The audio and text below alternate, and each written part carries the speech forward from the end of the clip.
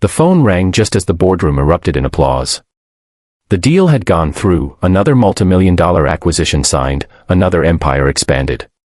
For most people, that would have been the moment of triumph, but for Adrian Vance, it was supposed to be just another ordinary victory in a life filled with them. Yet that single ring, soft, trembling, and unexpected, was about to rewrite everything he thought he knew about success. He almost ignored it, the way he had ignored dozens of calls from home before. But something about that sound, the tiny voice on the other end when he finally answered, would soon break through every layer of pride and distance he had built. "Daddy, it hurts. If you believe in kindness, forgiveness, and second chances, please take a moment to like, comment, share, and subscribe to Kindness Corner. Your support helps us spread real stories that touch the heart." Adrian was a man the city whispered about, sharp, relentless, unstoppable.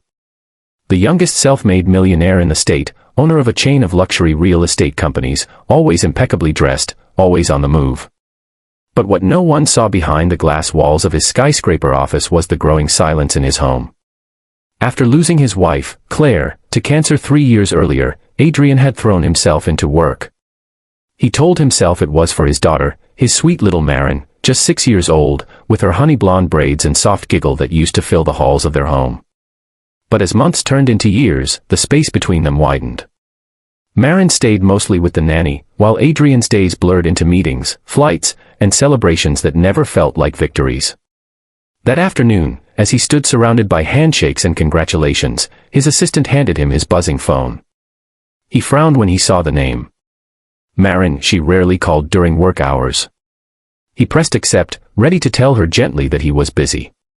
But the sound that came through wasn't her usual playful tone, it was panic, breathless sobbing. "Daddy, it hurts." His heart jolted. "What hurts, sweetheart?" he asked, but the line went quiet except for crying.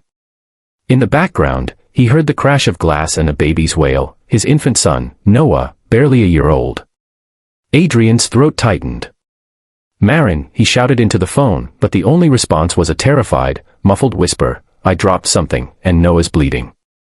The phone slipped from his hand.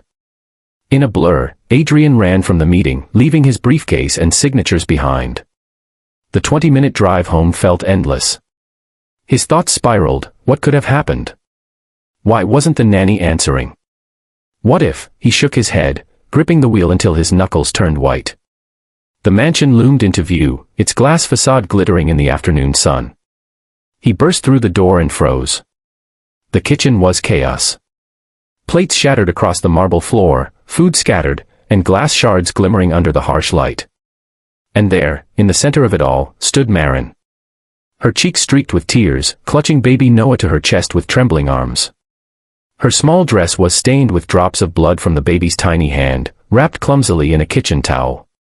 She held the phone still pressed against her ear, whispering, "Daddy, I'm sorry. I didn't mean to." Adrian's legs gave out beneath him. He fell to his knees, the sound of broken porcelain crunching beneath him. He reached for his children, his heart pounding harder than it had in years. "It's okay, baby, it's okay," he murmured, his voice shaking.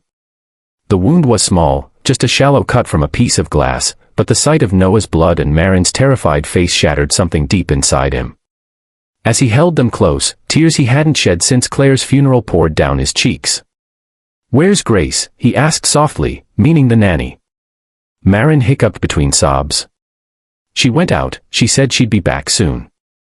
I wanted to help Noah eat, but I dropped the bowl." Adrian's eyes flickered with rage, then guilt. He realized, in that moment, how long his children had been surviving on the love of strangers while their father chased the illusion of providing for them. That night, after a rushed visit to the clinic and endless apologies, Adrian tucked Marin into bed. She clung to his sleeve. "Daddy, are you staying home tomorrow?" she asked through sleepy eyes. He nodded, though he hadn't planned to. But something in her quiet hope pierced him. As he watched her drift off, he turned toward the window, where the city lights shimmered, a skyline he once believed was the measure of his worth. Yet in that soft silence, he understood how empty it had all become.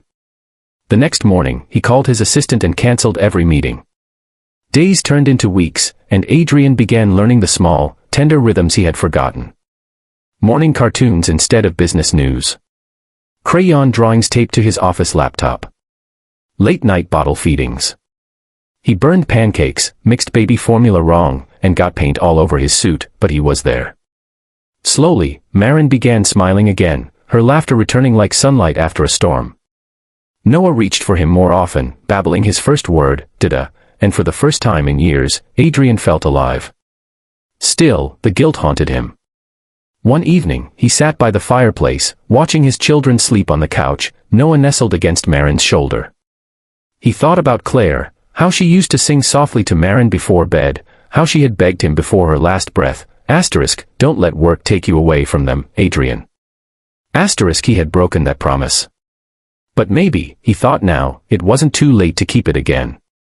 A few months later, Adrian sold one of his companies. The announcement stunned the business world, but he didn't care. He used part of the money to start a foundation, the Maren and Noah Trust *, offering free childcare support for single parents working long hours. He visited the centers personally, holding babies, reading to toddlers, and listening to stories of families who reminded him of his own. And every time someone thanked him, he thought back to that trembling little voice over the phone, the one that had changed everything. Because that day wasn't just about a call for help. It was a call to wake up. To see that love, once lost, can still find its way back through the smallest, most fragile hands. If this story touched your heart, please like, share, and subscribe to Kindness Corner to help us keep spreading stories that remind the world how fragile and precious love truly is. Before you go, tell us in the comments below, do you believe it's ever too late to make things right with someone you love? Because sometimes, one small voice saying, "Daddy, it hurts," is all it takes to heal what's been broken for years.